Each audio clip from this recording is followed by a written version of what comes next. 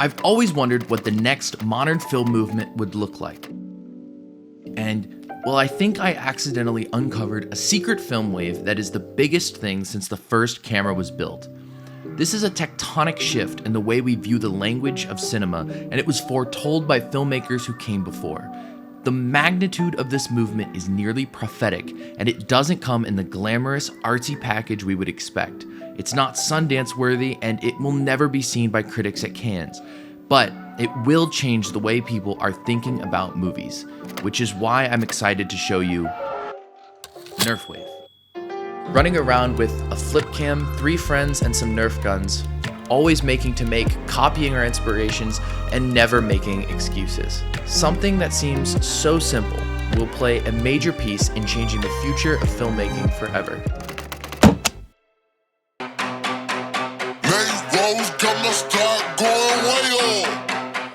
I'm over here. Hey. I heard they checking for me, no one checking on me, so I had to go run up a check. I got the message on me, ain't no flexing on me, my attorney gon' call and collect. Blessings on blessings. In 1896, George Méliès was a stage illusionist turned filmmaker who made over 500 films that ranged in length from 60 seconds to 40 minutes. He shot these iconic films on a camera that he made himself out of a giant oak box. In his own words, an oak box contained the mechanism, which was mounted on a heavy cast iron platform. The camera stand was large, bulky, and heavy. A large cast iron wheel attached to one of the tripod legs made it even heavier. Compare the weight of this cast iron to the camera I'm shooting this video on. My camera can record 6K color on a card this size. Filmmaking is an interesting medium because technology can dictate pretty much all your creative possibilities.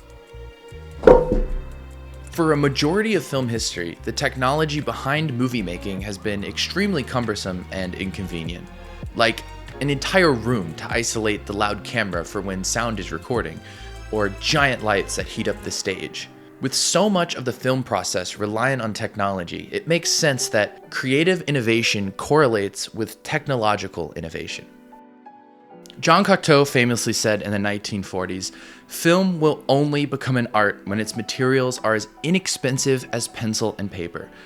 Although we are far, far off from this reality, the quote speaks to how the technological limitations of film can restrict the artistic integrity of the filmmaker's vision.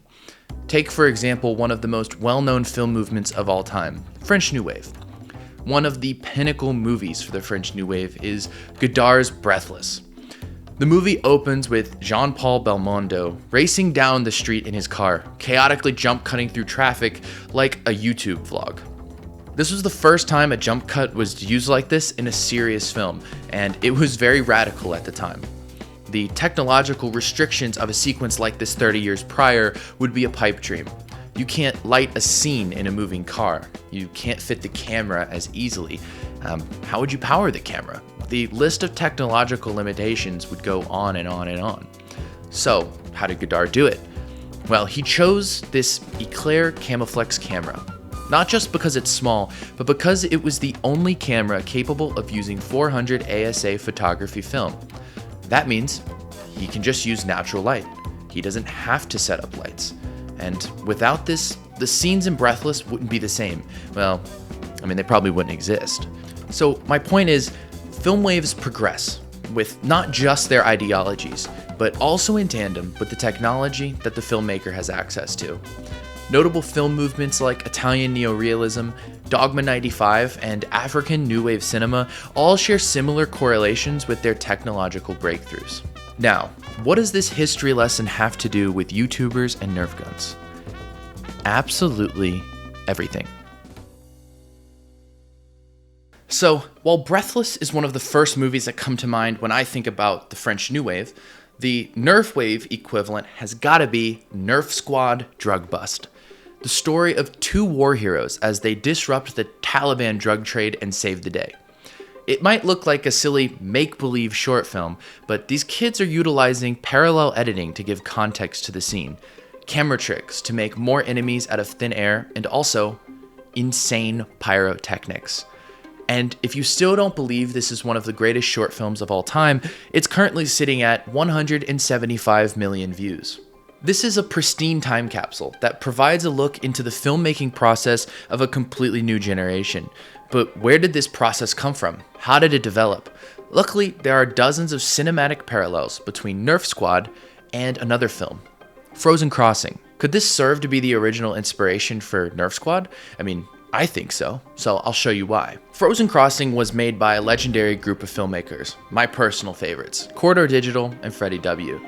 If you haven't seen these guys, they make all kinds of VFX heavy videos and short films, freezing bad guys in mid-fight, firing dubstep guns, a ton of VFX, and their series, Frozen Crossing, is one of the most innovative in the history of film. They take us through the sprawling mountains of Eastern Europe and the desert temples in the Republic of Azerbaijan. Gunfights, sniper rifles, helicopters, explosions, bad guys, except none of it's real. They did the whole thing with 7 friends, 2 computers, and a couple airsoft guns. Every mountain is a digital matte painting. Azerbaijan is just downtown LA. Every bad guy was the same 2 dudes with different hats, and they created a film that looked like this.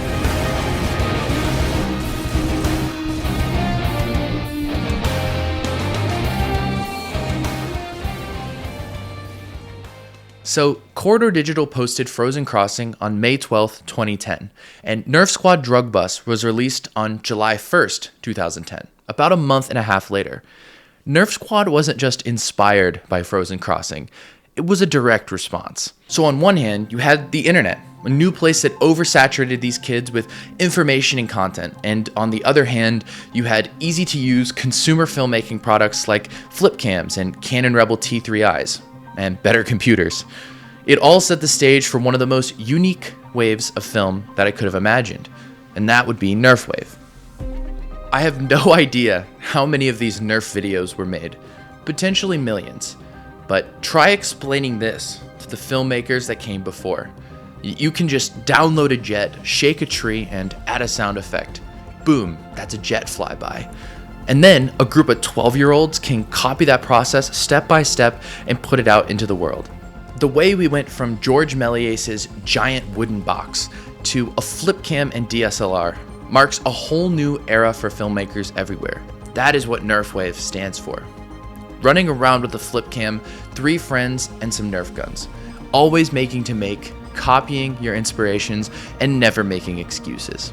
I want to officially claim Nerf Wave as a film wave, but what does it take to make a legit film wave? Well, I think it takes justification, implications, participation, and lastly, a Wikipedia page. The foresight for how this will impact filmmaking and the filmmaking process as a whole can get complicated. It's easy to guess that this generation of filmmakers will prove to be some of the most experienced. There are 20-year-olds with 10 years of experience in this field, and that's quite abnormal for most industries. But it almost seems too simple to think that Nerf Wave lays the groundwork for the next Ridley Scott or Steven Spielberg. Those are studio filmmakers, and the skill set for the studio construct doesn't inherently apply to the Nerf Wave ideology. The current state of high-budget studio filmmaking is a slowly fracturing monoculture. There used to be one pipeline to get a movie made, one place to see a movie, a small collection of studios with the power to pick what gets made. I think the relevant conversation around Nerf Wave is the decentralization of that creativity. It only will take 7 people, 2 computers, and a camera. In the future of content creation, there will be billions of options to pick from what to watch. And while the studio system will be driving their films to audiences, there will be thousands of niches that different people from different experiences can collectively enjoy, tailored to their individual interests. If you want to read more about how messy digital monoculture can get and the implications behind that, there are links in the description to learn more. That could be an entire video on its own. So I guess the question is, how independent can you make an independent film? What part of the filmmaking process can we make better through technology, and what technology will we discover to unlock new creativity? If there's any more implications you guys can think of, feel free to drop them in the comments below. I want to hear about it. Although the fracturing of whatever monoculture is great, very exciting. Therein lies the problem a lot of people will have with Nerf Wave. This whole thing happened on YouTube. It wasn't some groundbreaking Sundance Labs idea or a crazy deep European midnight surrealist film that makes your soul melt. YouTube is not known for its filmmaking prowess, and like many film waves that came before, I feel obligated to justify the existence of Nerf Wave. Contrary to popular belief, I know for a fact the ancestors of filmmaking would consider YouTube, or some video platform like YouTube, the future and the pinnacle of film. How do I know? Well, they were the ones who predicted it. I'm going to bring you back to André Astruc's writing in The Camera Stilo, Birth of a New Avant-Garde. This article set the groundwork for the ideals of the French New Wave. It serves as a sort of manifesto of filmmaking ideology. He wrote this: "It must be understood that up to now, the cinema has been nothing more than a show. This is due to the basic fact that all films are projected in an auditorium. But with the development of 16mm and television, the day is not far off when everyone will possess a projector, will go to the local bookstore and hire films written on any subject of any form, from literary criticism and novels to mathematics, history, and general science. From that moment on, it will no longer be possible to speak of the cinema. There will be several cinemas, just as today there are several literatures. For the cinema, like literature, is not so much a particular art as a language which can express any sphere of thought. Nerf Wave is a piece of this, but I think this passage speaks to a whole new perspective on the meaning of film language. Cinema isn't just something you can find in theaters. It's a language used to express ideas, feelings, and experiences. It's corridor digital shooting dubstep guns, Freddie Wong freezing bad guys in place, or a group of kids iterating on their inspirations in their backyard to make something sick. I agree with André Astruc, especially as we trudge forth into the future of film. So, if you don't believe in Nerf Wave as a real film wave, you either think the only way to watch a movie is in a theater, or don't believe in the language of cinema, which is kind of weird. I would tell you to comment down below, but anyone who actually holds those beliefs is probably already typing to tell me why I'm wrong, so go for it. So, in this video, I covered the implication and justification of Nerf Wave, which is something I'd love to start getting rolling and all of that jazz.